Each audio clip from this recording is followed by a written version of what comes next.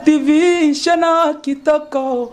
Image na yo na monde entier balelango makasi. Génor TV nangai, bana kini basepeli makasi.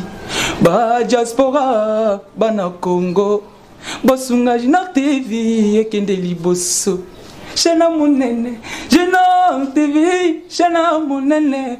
Image na yo na monde entier balelango makasi. Génor TV nangai, bana Congo basepeli makasi. Bana kini, chaîne oiza pona bino. Pour nous dans moni ba image non par-ci par-là. Donc na sepela qui fort, bana Congo, bana Poto, ba diaspora. Bo s'abonner na chaîne Bino Génor TV, mingi ko lezati. Boki eza Génor TV. Bo s'abonner massivement, bo soutenir Génor TV, bo soutenir sous manager d'Abisso Franck Ojivadol il est pour na ba initiative. Génor TV.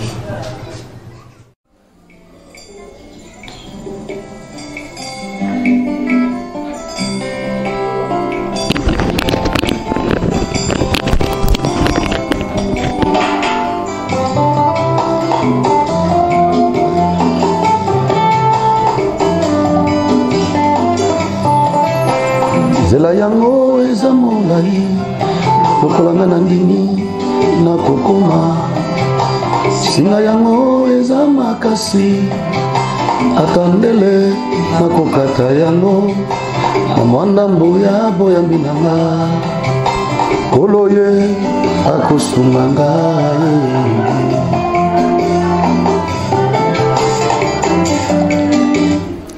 Voilà, Zela yango eza molai. Je crois que souka to koma kaka malgré ba intempéries, malgré ba péripéties, mais nous allons toujours finir par arriver. Voilà. Waneza nzembo ya batunanga penza frère Mbuta Kamuka na René Lokwa. Bandeko nazo banda émission na ba famille nyonso oyo ba perdre bandeko na bango. Suite il y a plus d'Olivienne, Oyebetaki na Kisasa, mardi le 13. Nazo présenté bango ba condoléances nangai, nazo compatir en tant que Congolais de père et de mère, nako banda émission té sans que na présenté ba condoléances nangai, na ba famille nyonso ba perdre ba oya bango. Tozo soki tozo lobela mingi makambo ya est. Et ça, parce que toujours perdre Batukuna, nous connaissons chaque jour des pertes en vies humaines. Voilà pourquoi, dans les médias au monde, tous les journalistes, tous les analystes politiques, tous les Congolais d'une manière générale, baza focaliser na est pour na ko beta masolo ya est parce que batu bazo kufa kuna chaque jour eza banyamate. Et donc, ba ope ba kufi na Kisasa, baza pe banyamate, baza batu, baza bandeko na biso ba Congolais.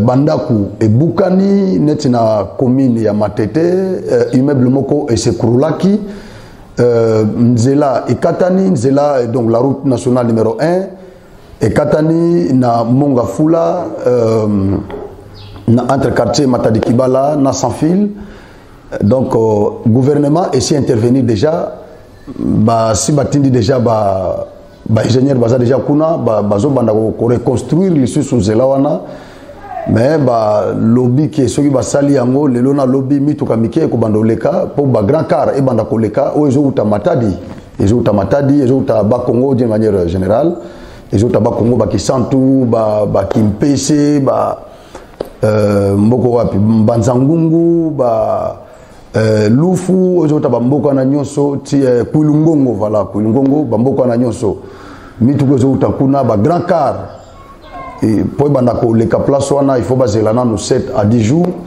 ndenge ba ingénieur wana ba lobby mais mituka mike et ko banda déjà ko leka je crois dans 24 heures et ko banda leka nango déjà nyonso wana eza suite ya mbula oyo oyo betama lobby nde to connaître ba dégâts wana matériel pe ba perte en vie humaine pour toza ko déplorer mais eloko pe nazo déplorer eza que bande konabiso bazo sala opposition lokola Félix azangisi bango discours à partir ya ba action waza opposer bande ko bazangi discours ba komi ko ramasser nyonso ndena lobaka ezaka lokwa somu tozo zinda na kati balé ata moni likasa a osimba yango po abika donc nde bandeko ya opposition bakomi mbula oyo ebeti na Kisasa pona bango dégâts matériels oyo salami tomoni inondation même autour ya palais ya stade Nabiso, stade des Martyrs tomoni inondation côté wana Matonge côté wana nyos tout ça déjà place on na koleli na Matonge na Victoire mbule betaka nango bambula nyonso oyo banda tozaba na mike tozokola etondisaka mai kalamu soki etondi inondation esalemaka Matonge nyonso wana etondaka na mai donc eza nango eloko te ya kolukela ba problème tout ça namoni vidéo moko ndeko moko atindeli ngai bon ça m'a fait rigoler quand j'ai regardé cette vidéo bazui basalima montage moko bazui Félix batie likolo ya mai o esali inondation côté à stade des Martyrs tant ozotia discours na ya lobby na suka ya mandat na ngai na kotika RDC et kokoma lokola Allemagne d'Afrique et aux andenge za boité batie wana likolo tant azolo ba mona yo wana azolo belango likolo ya flaque d'eau o eza autour ya palais non ya autour ya stade des Martyrs. J'ai rigolé, je me suis posé la question, c'est ça l'opposition que nous avons au Congo. Au moment où le peuple a zélé la bango côté Moussous, mais est à la côté bango bazo que l'obimela. Inondation et salami, et ça catastrophe naturelle.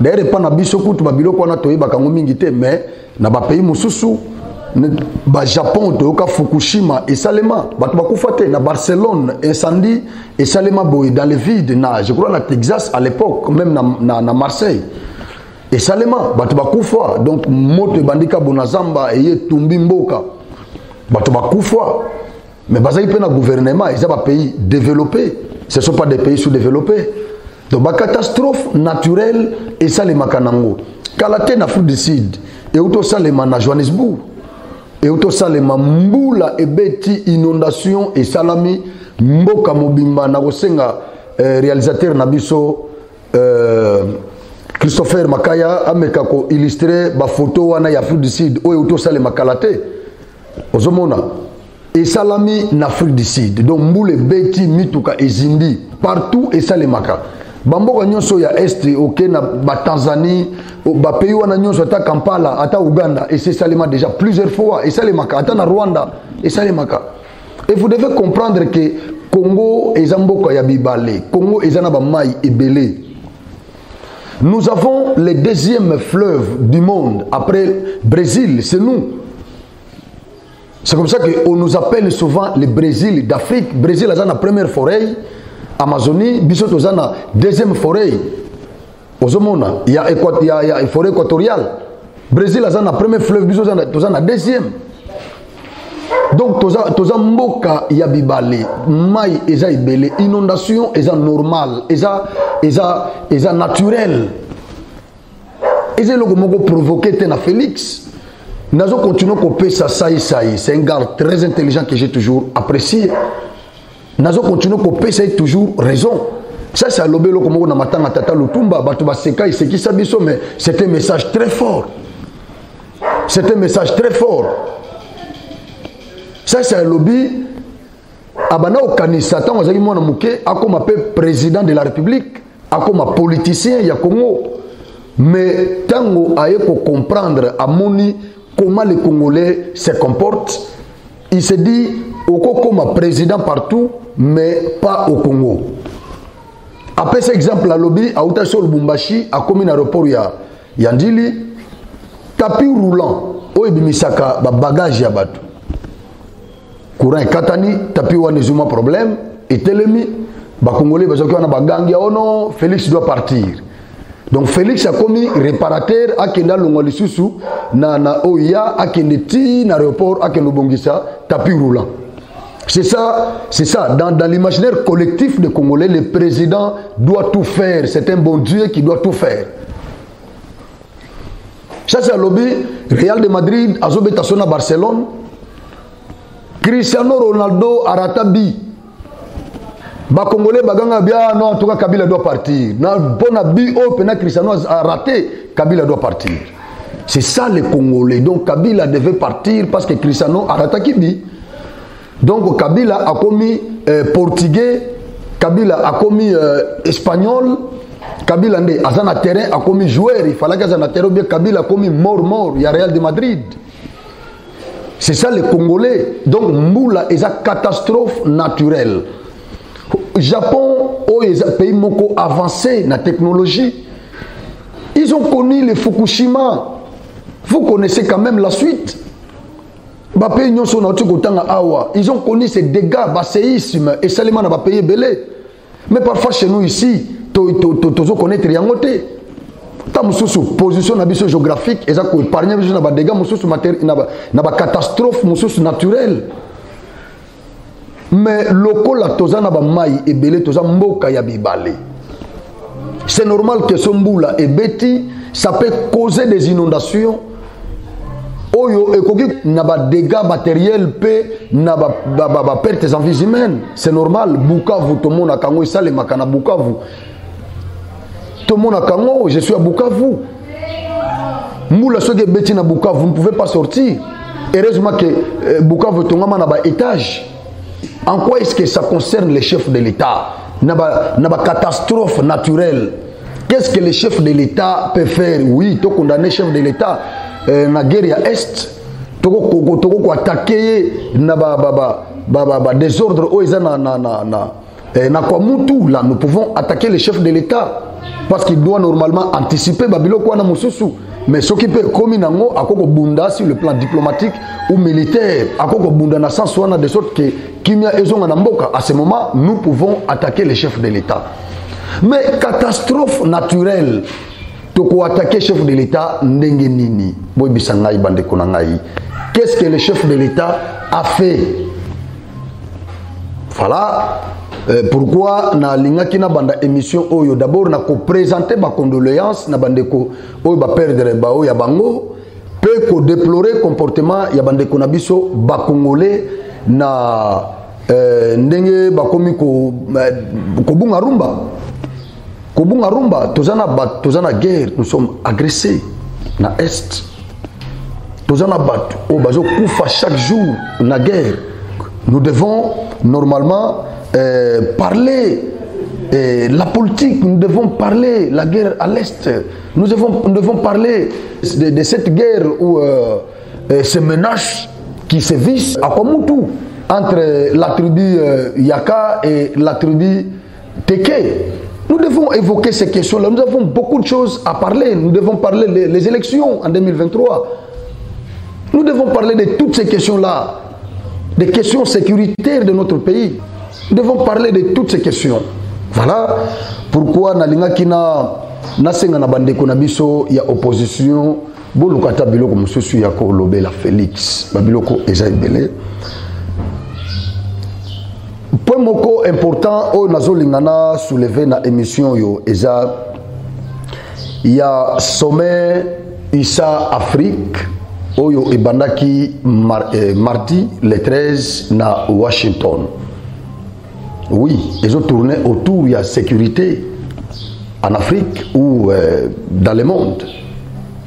Parce que l'Ukraine a été menacée, bien que en Afrique, mais comme il s'agit de la sécurité, je crois que touché les pays menacés, même en Europe, en Amérique, un peu partout là-bas. Sommet wana esangisi ba président, ba chef, il y a ba État.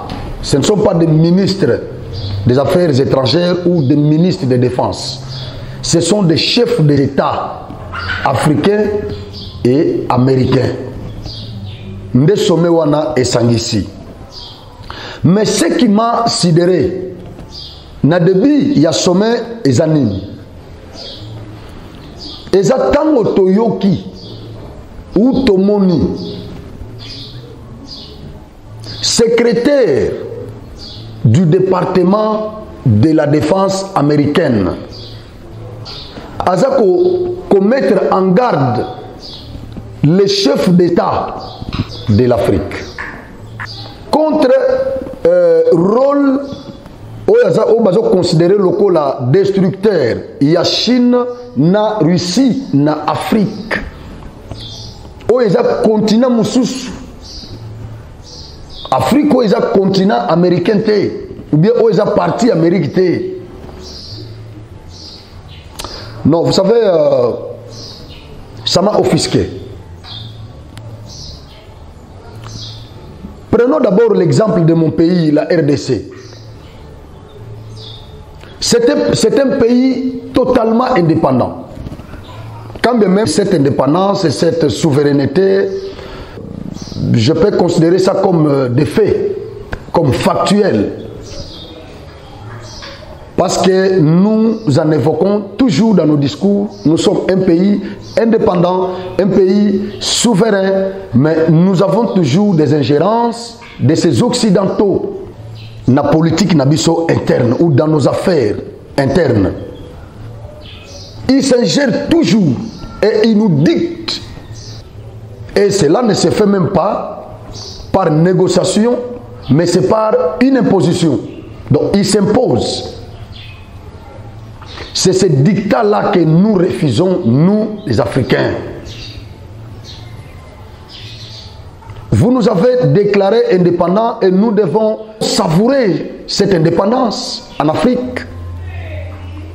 Mais quand nous voyons un secrétaire d'un département américain, c'est-à-dire il est considéré comme le ministre, comme notre ministre de défense ici,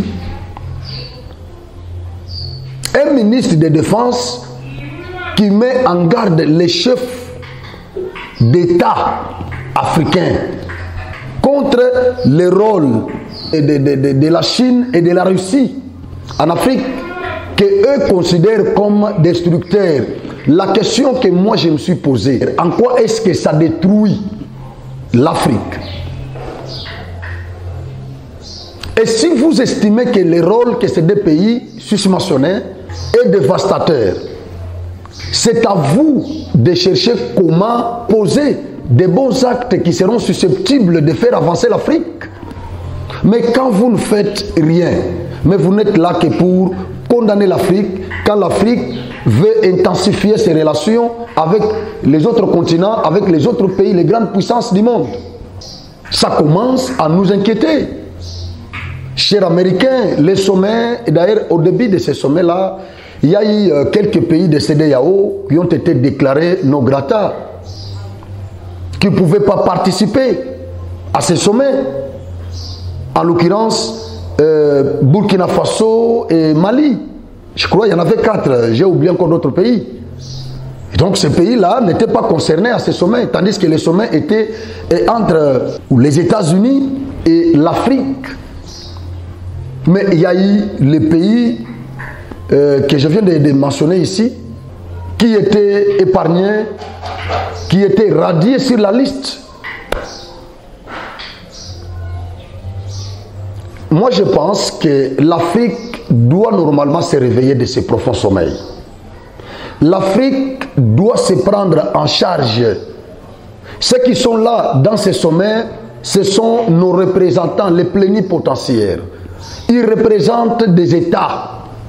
Ce ne sont pas des citoyens lambda, ce ne sont pas des simples citoyens. Ce sont des chefs d'État de notre continent, Afrique. Mais à chaque fois qu'ils sont humiliés, éclaboussés par les Européens, par les Occidentaux, ça nous gêne, ça nous offusque, ça nous fait mal, ça nous choque. Kalate Awa, reine d'Angleterre, à Koufi, il aurait fallu que tous les présidents se rendent en Angleterre pour compatir avec nos frères anglais. Mais qu'est-ce que nous avions vu comme scénario? Tous les présidents de grandes puissances, ils étaient venus avec leurs véhicules officiels.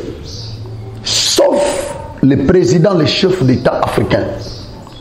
Ils étaient privés de ces droits-là. Ils ne pouvaient pas se rendre en Angleterre avec leurs véhicules officiels. Et pourtant, ils avaient leurs jets officiels. Comme on le voit ici, Félix Oualinga Kende, Lubumbashi, bazwaka mutukane batie avion, baké nango. Mais cette fois-là, ce n'était pas le cas.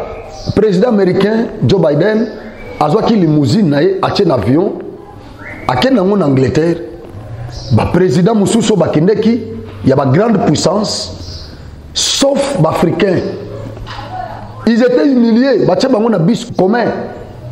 Net bis, il y a Vita, bis, il y a Mazembe, bis, net Transco.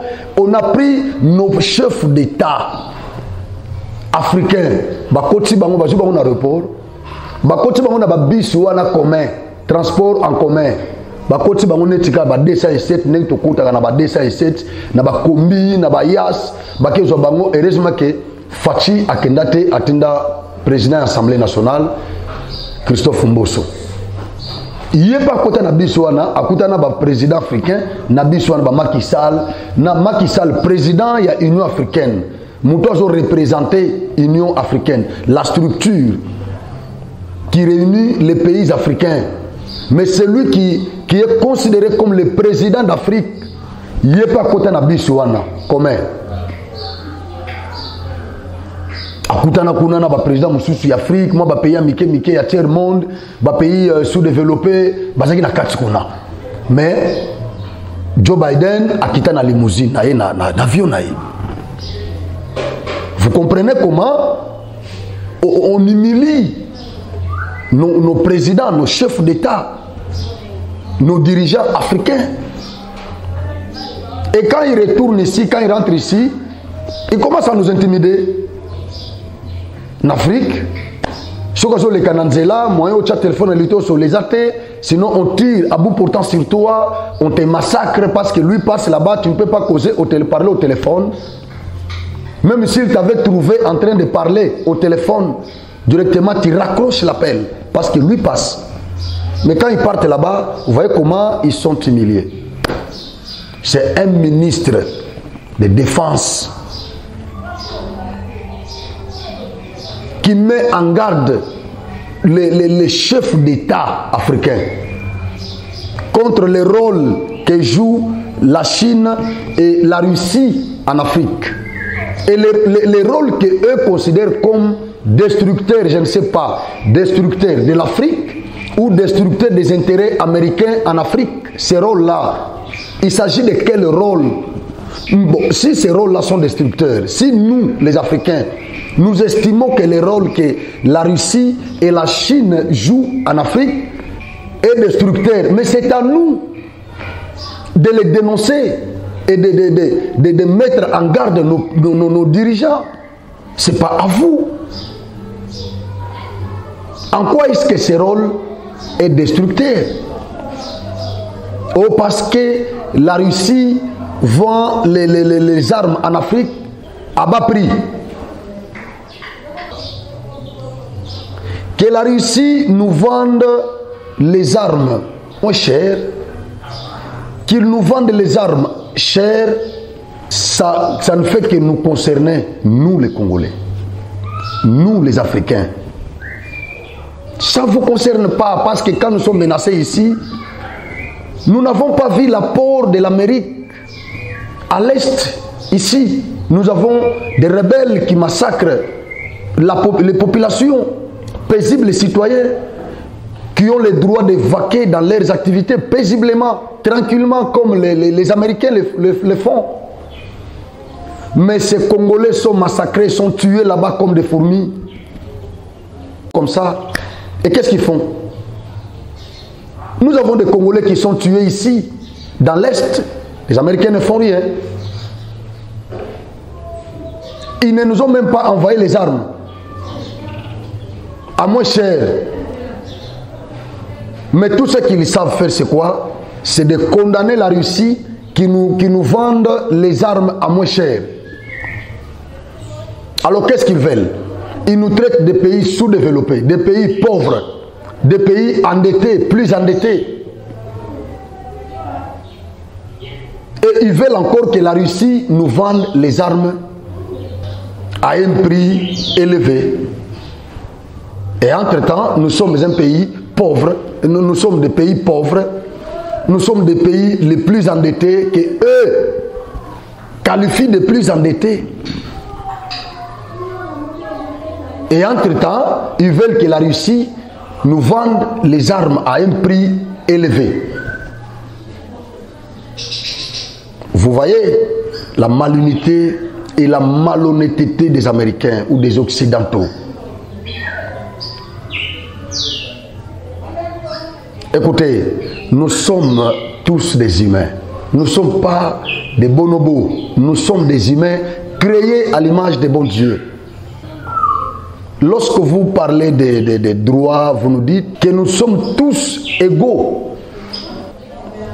J'ai toujours mis en cause cette égalité dont vous nous dites chaque jour. Si réellement que cette égalité-là est juridique, elle doit être respectée, cette égalité. Elle doit normalement être respectée scrupuleusement par vous, les donneurs de leçons, par vous, civilisés. Vous devez normalement respecter cette égalité-là. Nous sommes égaux, oui. Il s'agit de quelle égalité? De fait ou de droit? Si il s'agit d'une égalité juridique, elle doit être respectée scrupuleusement. Mais comme elle ne l'est pas, voilà pourquoi elle n'est pas respectée par les Occidentaux, les donneurs de leçons, les civilisés, les modernes. Ils ne respectent pas cette égalité parce qu'ils comprennent et savent que ce n'est pas une égalité juridique, mais c'est une égalité factuelle, de fait. Voilà pourquoi nous avons tous des armées, mais vous trouverez que l'armée américaine est plus forte que notre armée. C'est ça le problème. Ils ont un budget colossal. Et nous avons un budget minable. Il y a toujours l'écart, même sur le plan économique, politique, sur le plan diplomatique, il y a toujours cet écart-là. Cet écart. Donc, vous ne fournissez aucun effort pour que nous atteignions aussi votre niveau. Vous voulez toujours que nous soyons vos marchepieds. Vous voulez toujours que nous subissions vos dictats. Vous voulez toujours que nous soyons là comme des proxys. Vous voulez que nous soyons toujours comme des manipulés, comme des arriérés, comme des reculés, des gens comme ça. C'est ce que vous voulez. Je lance ce message à tous les Africains. Nous devons nous prendre en charge. Afrique, réveille-toi. Afrique, réveille-toi. Africains, réveillez-vous, nous devons nous prendre en charge. Nous avons envoyé nos représentants au sommet qui se passe à Washington entre les États-Unis et l'Afrique. Le deuxième sommet convoqué par le président américain Joe Biden. Nos représentants là qui sont envoyés là-bas sont humiliés par un ministre de la Défense américaine. Mettre en garde les chefs d'État. Nalinga le ngolo banini. Ba kebisi, ba chef nabiso, ba représentant nabiso, ba dirigeant nabiso, ministre ya défense, ya Amérique a kebisi bango. Po ba yamba ba émissaire chinois, russe, en Afrique. Ça dit tant balobi na kebisi, tant bazo kebisa mutu na lingala, so balobi na kebisi yo, na kebisa yo. Et ngolo banini. Que ceux qui ont dévié, en cas de déviation, il y a des sanctions qui vont s'en suivre. Donc, Tozakabana, les passifs, dans nos relations avec l'Occident, nous sommes que des simples passifs. Nous faisons que subir leurs dictats, leurs logiques, leurs sanctions. La question que moi je me pose, jour nini, oyo Afrique, à cause de la paix, sommet Moko, sommet Afrique, Amérique, Afrique, France, Afrique, Russie, Afrique, Osoginin, jour nini. Président de l'Union africaine à salipé sommet Moko, ou bien président congolais, tout le bata président congolais à salipé sommet, président angolais, président rwandais Paul Kagame, ba organiser pe sommet.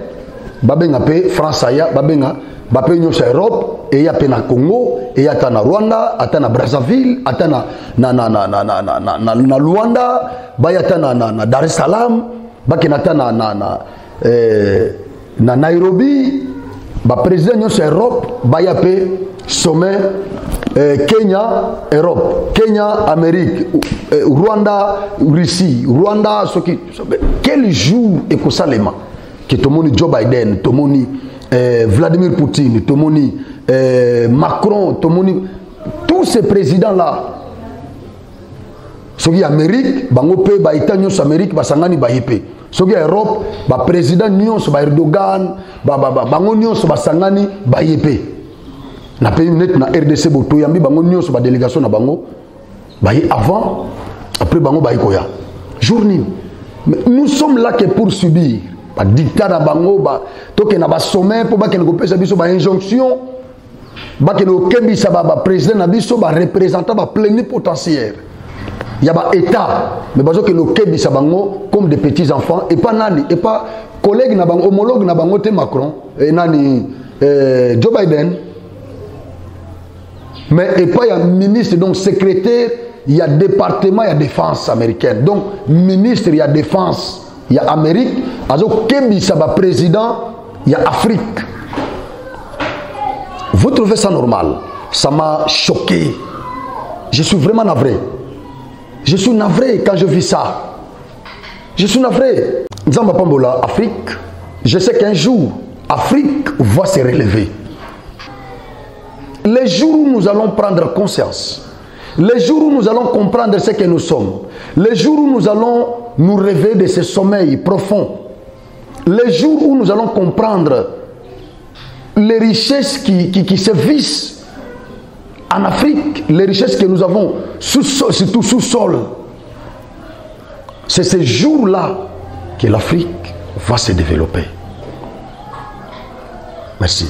Nazobeta lisolo mamu chalamwana nasuka parce que bembeza nam. Chalamwana oyo abeti musique ebele, chalamwana ba album etekami, chalamwana na ba relation na bato ebele, chalamwana oyo ba chef d'état balinga linga toyoka Komar Bongo toyoka Mosé Laurent Désiré Kabila ba mususu toyebite o balinga chalamwana abando bimana bango lokola mwasi tout ça biloko na toyoka yango toyoka. Il semblerait que azaki mwasi ya Mosé Omar Bongo alinga kai wana nde toyebi même mususu toyebite chalamwana succès nyoso chalamwana sala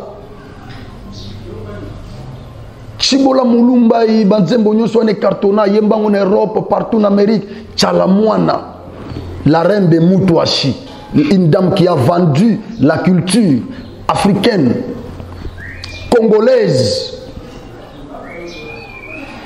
en Europe, aux États-Unis, mais cette femme va mourir comme n'importe qui. Dans la Bible lobby quelque part que vous êtes des dieux, mais cependant vous mourrez comme des hommes. Chalamona Koufi comme n'importe qui. Famille Chalamona Bazole le que Chalamona n'a rien laissé. Nasengi na makaya achela biso. Moi vidéo moko ya Bayeres ya Chalamona azako se plaindre. Que Chalamona futinda koute, ça fait 14 mois. Nous allons revenir après. Na sego tonganda ko nanga na Gombe na loki propriétaire à Liboso na loki locataire plutôt bon nga na zalaka te ya nanga ya magini tazako s'occuper nango ake kozwa locataire monsieur Claude Machala na leo wana to yebaki ye nani te to mundi kaka moto aye na mbongo na ina makambo nyonso to ndimi na biso problème ezalité Claude Machala ye moko alobaki te ke ndako ne destiné ezalaki destiné na mututel biso ka seka ye moko mutakofanda moi après to ko nozwa mbongo boye komio yete mutazalaka wana deuxième femme na ye mama Chala mwana bon ay be motete akufuta te lokwa moto nyonso afanda na ye mabe pesate wala na 2004 wana ndako ne kina ngoka $1,800 ti lelo afutaka na bakisaka $200 a pamba ndako na niveau ya $2,000 te. Effectivement, il y a un niveau na bangote. En effet, il y a un niveau na bangote parce que il y a un niveau na bangote. Et ça, ce que nous avons, ce que belé, ce que nous avons, il y a solo na raison. Puisque nous avons fait un niveau na bangote, nous avons $300, nous avons fait un franc congolais pour nous gagner na money. Nous avons fini bangote.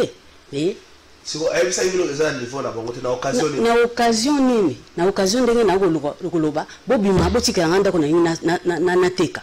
Mabino so na sala ki yango wana. Niveau na bango te. C'est la ba congolais. On a bokazana eloko te menu lendo azana ngo. Bongala bitenge mutu moko azana eloko te na kanisi kaka. Na 2004 déjà, un an après il y a nanga komela bango mukanda bobima parce que bofutaka malamu te. Mais na mawakaka ya mama otalika olobi boke pe libana nde na kofutaka na yeka. Totali pe star na biso, to wanga na te. Totali pe star na biso, to ko boke libanda te to kise soni. Mais na kanyi motema 18 ans. Afutaka na kokosola. Akomaka des fois mbula mobimba futite. Nakayika moto. Mbula mobimba papa nakokosele makambo te. Soko lobina kileli nakotika te. Nakolakisa yo bana na komelanga. Mbula mobimba. Pona ni tokomaki na tribunal 14 mois. Un pays. Vous avez suivi cette dame. Mutu akenda ko sala contrat c'était Claude Machala. Machala oyo afingi Tshisekedi, Machala oyo donc vrai kabiliste Claude Machala. Kofinga Tshisekedi awa ake signé contrat $1800 après ba matisinda ko $2000. Machala kolonda ko senga mbongo no c'est pas moi moi sinanga mibale chala mona yende mutoza na ndako wana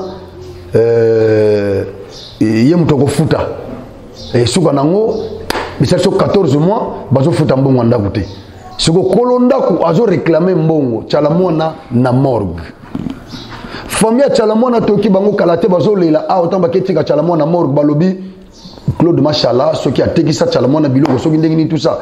Bon, ata teki ça qui est toki nata na logique wana. Claude Machala ko teki ça vraiment Chalamona biloko na ndengini na ko teki ce biloko. Donc eza biloko moko ya soni et ça là passé. Bandeko na ngai. Ba artiste na biso. Bo soutenir ba politicien. Bo ke na politique botiki musique. Chalamona linga kufa pona Kabila awa Kabila Félix Engra Chalamona zo kufa ba secret ze bondo bimake Chalamona tiki lopango te depuis tout ce temps Chalamona aza locataire et locataire insolvable na Claude Machala insolvable bazo futa te ndaku donc batiki nyongo 2000 fois 14 ça fait combien? Calculer na banda. Moi ça m'a choqué. Chalamona bundi awo pona Kabila biso to yebi ke batu nyonso ya PPR de banane. Baza ba riche. Baza ba friqué. Baza ba millionnaire, c'est comme ça que nous on considère ces gens-là. Mais qu'est-ce qui fait que Mamou National Loazaki, président ya ba mama nyonso ya PPRD, Chalamona va mourir na ba nyongo ya ndaku. Insolvable, locataire insolvable. Balbom ya Chalamona vendu na monde. Chalamona Mamou National, président ya ba mama ya PPRD. Mais ba sadari, banani bazana ba parcelle, banani ba obeminako banani, ba friqué. Mais Chalamona ça le pango. Ba musicien bozo mayele bo continuer na ba carrière na bino botika ba politicien basa la politique na bango ils vont vous exploiter et au finish vous mourrez comme ça le quoi ba n'importe qui. Merci beaucoup to komina suka nzambe apambola bino bo partager les biso lien pour na ko réveiller conscience ya bandeko na pesi merci na cameraman traditionnel Christopher Makaya bandeko nyonso bazolanda partager lien à émission yo nzambe apambola bino. Jeno TV shana kitoko image na yo na monde entier balelango makasi Jeno TV nangai bana kini basepeli makasi ba diaspora bana Congo bosunga Jeno TV ekende liboso Shana munene, Jeno TV, Shana munene. Image na yo na monde entier balelango makasi. Jeno TV nangai, bana Congo basepeli makasi, bana kini. Chaîne oza pona bino. Ponga moko dana moni ba image nango par-ci par-là. Donc na sepela ki fort, bana Congo, bana poto, ba diaspora. Bo s'abonner na chaîne na bino Jeno TV. mingi kolobeza te. Boki eza Genor TV, bo s'abonner massivement, bo soutenir Genor TV, bo soutenir sous Manadia Dabiso, Franck Ojivador il est pour naba initiative. Genor TV.